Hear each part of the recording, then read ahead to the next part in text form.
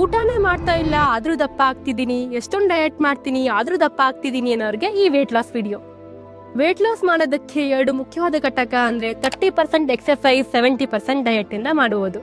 ಆಯುರ್ವೇದದ ಪ್ರಕಾರ ಹೇಳ್ಬೇಕು ಅಂದ್ರೆ ಸರ್ವೇ ಅಪಿ ಮಂದಾಗ್ನಿ ಅಂತ ಹೇಳ್ತೀವಿ. ಅಂದ್ರೆ ಎಲ್ಲಾ ರೋಗಕ್ಕೂ ಮೂಲ ಕಾರಣ ನಿಮ್ಮ ವೀಕ್ ಡೈಜೆಸ್ಟಿವ್ ಫೈರ್. ನಿಮ್ಮ ಜೀರ್ಣಶಕ್ತಿ ಜಾಸ್ತಿ ಮಾಡಿ ಕೊಬ್ಬನ್ನ ಕಡಿಮೆ ಮಾಡೋದಕ್ಕೆ ಈ ದಿನಚರಿನ ಫಾಲೋ ಮಾಡಿ.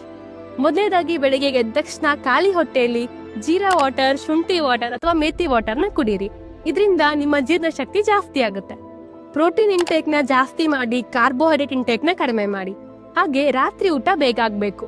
ಬೇಗ ಮಾಡೋದ್ರಿಂದ ಕೆಟ್ಟ ಕೊಲೆಸ್ಟ್ರಾಲ್ ಶೇಖರಣೆ ಆಗೋದು ಕಡಿಮೆ ಆಗುತ್ತೆ. ನಿಮ್ಮ ಜೀರ್ಣಶಕ್ತಿ ಜಾಸ್ತಿ ಆಗೋದ್ರಿಂದ ವೇಟ್ ಲಾಸ್ ಮಾಡೋದಕ್ಕೆ ಹೆಲ್ಪ್ ಆಗುತ್ತೆ. ಹಾಗೆ ಎಕ್ಸರ್ಸೈಸ್, ಬೆಳಿಗ್ಗೆ ಎದ್ದ ತಕ್ಷಣ ಅರ್ಧ ಗಂಟೆ ಆದ್ರೂ ಬ್ರಿಸ್ಕ್ ವಾಕ್ ಮಾಡುವಂತ ಅಭ್ಯಾಸನ ಸ್ಟಾರ್ಟ್ ಮಾಡಿ. ಅಂದ್ರೆ ವೇಗವಾಗಿ ನಡೆಯುವಂತ ಅಭ್ಯಾಸ. ಕನಿಷ್ಠ 3000 ಇಂದ 5000 ಸ್ಟೆಪ್ಸ್ ವರೆಗೂ ಆದ್ರೂ ನಡೀರಿ. ಹಾಗೆ ನಮಸ್ಕಾರ ಮಾಡುವಂತ ಅಭ್ಯಾಸ ಕನಿಷ್ಠ 5 ರಿಂದ 10 ಸಲ ಆದ್ರೂ ಮಾಡುವಂತ ಅಭ್ಯಾಸನ ಸ್ಟಾರ್ಟ್ ಮಾಡಿ. ವೇಟ್ ಲಾಸ್ ಮಾಡಬೇಕು ಅಂತ ಅನ್ಕೊಂಡಿರೋ ನಿಮ್ ಫ್ರೆಂಡ್ಗೆ ಈ ವಿಡಿಯೋನ ಶೇರ್ ಮಾಡಿ.